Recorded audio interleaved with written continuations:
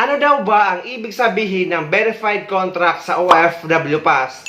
Dahil nakapag-verify na daw siya dati at OEC exemption na lang ang ginagamit niya kada uwi niya sa Pilipinas dahil nga hindi naman siya nag-change position at hindi naman siya nag-change employer.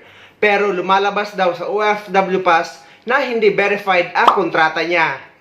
Guys, ang verified contract na nakalagay dyan ay hindi naman literal na verified contract na magagaling ulit sa Polo Office. Lalo na kung wala ka namang employment changes, na hindi ka naman nag-change position at hindi ka naman nag-change company. At uuwi ka at babalik pa rin under the same employer. Ang kailangan nyong gawin guys ay i-upload nyo ang inyong valid passport, valid visa at ang inyong valid contract. Gaya nito.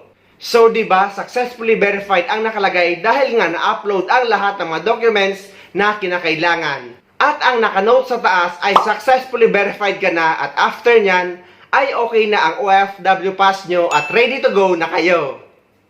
Pero yung mga OFW na galing sa visit visa na naging employment visa, nag-change employer, nag-change position, nag-change job site, at nag-change company name kahit pareho pa rin ang owner. Sila ang literal na kailangan kumuha ng Polo Verified Contract sa Polo Office kung saang bansa sila nagtatrabaho. At sa mismong opisina sila ng POA kukuha ng updated OEC sa ngayon. Pero napakarami ang nagsasabi na di ba daw ang announcement ng DMW na after makapag-contract verification ay hindi na kailangan pumunta pa sa POA. Dahil nga automatic nang lalabas ang record nila after ma-verified ang kanilang kontrata. Ang sagot guys ay yes, totoo yun.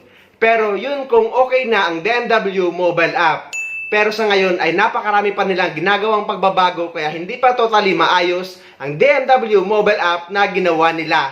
So sa ngayon ay sa POA office muna kayo kukuha ng updated OEC nyo kapag may employment changes kayo at may dala kayong Polo Verified Contract. Pero kapag maayos na ang OFW Pass or ang DMW mobile app at kapag nakapag-verify kayo sa Polo at nakita nyong updated na ang record nyo, meaning nun, yun na yung time na hindi nyo na kailangan pa pumunta sa opisina ng POA kapag updated na yung record nyo after nyo makapag-verify. Pero sa ngayon guys, na hindi pa talaga maayos ang app, ay sa mismong opisina pa kayo ng POA kukuha ng updated OEC kapag may dala kayong Polo Verified Contract. So sana maliwanag ito sa inyo.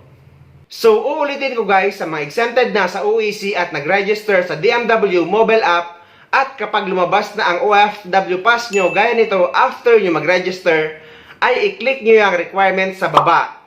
At lalabas ito. And i-upload nyo na ang inyong valid passport, valid visa, at ang inyong valid contract. So i-scan nyo yan lahat guys para maging verified na or successfully verified na ang nakanote dyan. At ready to go na kayo. Sa mga OFW naman dito sa United Arab Emirates na walang kopya ng kanilang kontrata, na ayaw bigyan ng kopya ng kanilang employer, ay pwede kayo makakuha or makapag-request ng kopya ng kontrata nyo sa ANITA Shield Office sa buong United Arab Emirates.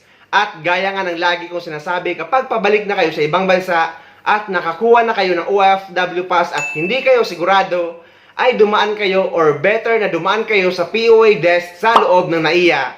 Bukas sila 24/7. Para magtanong kayo guys dahil just in case man mayroong problema, at least matutulungan nila kayo or mabibigyan nila kayo ng OAC exemption. Dahil hanggat hindi pa maayos ang OFW Pass or ang DMW mobile app, ay allowed pa rin gamitin ang dating OAC or OAC exemption bilang patunay na isa tayong documented OFW na pabalik sa ibang bansa.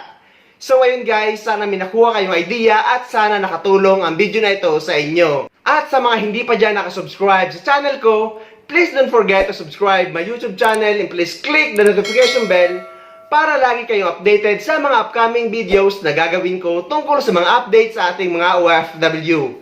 Mula dito sa Dubai, maraming salamat. See you next time.